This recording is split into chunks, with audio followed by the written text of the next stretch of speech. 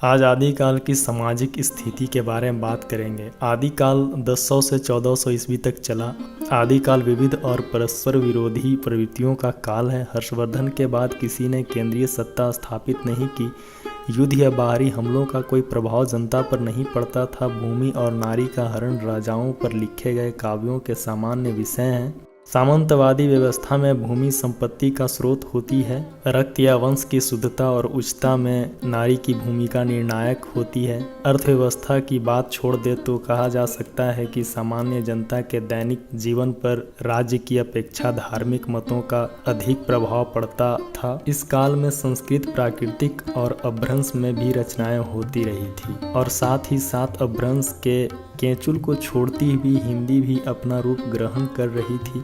इस काल में आवागमन के साधन आज जैसे विकसित नहीं थे। इसका परिणाम यह दिखलाई पड़ता है कि इस विशाल क्षेत्र में विभिन्न स्थानों पर रची हुई कृतियों में भाषागत विभिन्नता अर्थात क्षेत्रीयता का रंग अधिक है। इसीलिए आदिकाल का हिंदी साहित्य अनेक बोलियों का साहित्य प्रतीत होता है। वस्तुतः यह काल अनेक दृष्टियों से संधि काल है। धार्मिक दृष्टि से इस काल में अनेक ज्ञात अज्ञात साधनाएं प्रचलित थी। सिद्ध, जैन, नाथ आदि मतों का इस काल में व्यापक प्रचार किया गया था। इनका साहित्य भी प्रचुर मात्रा में उपलब्ध होता है। धार्मिक साधना के रूप में वैष्णव मत का प्रचार सामान्य जनता में कम नहीं रहा होगा, किंतु इस काल में वैष्णव मतावलंबी साहित्य अपेक्षाकृत कम मिलता है। इस्लाम का प्रवेश हो चुका था, किंतु उसका प्रभाव साहित्य पर आदिकाल के अंतिम चरण के प्रसिद्ध कवि अमीर खुसरो में ही दिखलाई पड़ता है।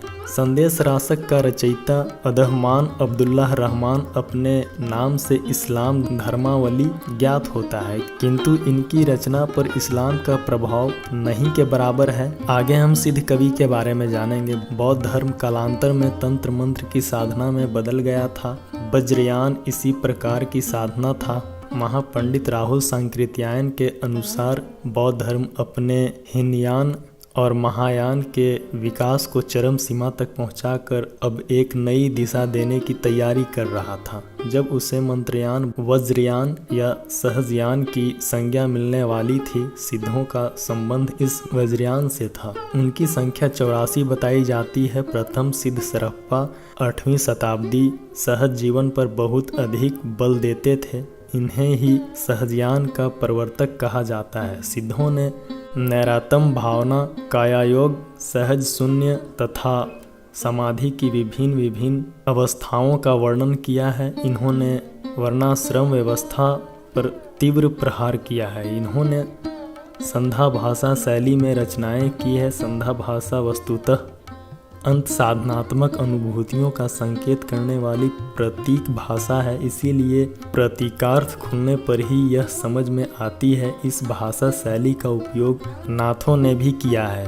कबीर आदि निर्गुण संतों की इसी भाषा शैली को उलटबांसी कहा है।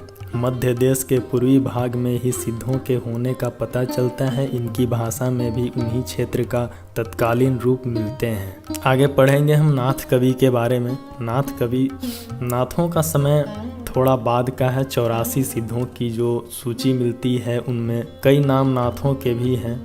वज्रयानी सिद्धों के साथ नाथों का संबंध था। नाथ पंथ में गोरखनाथ शिव के रूप माने जाते हैं, अतः इसका शैव होना स्पष्ट है।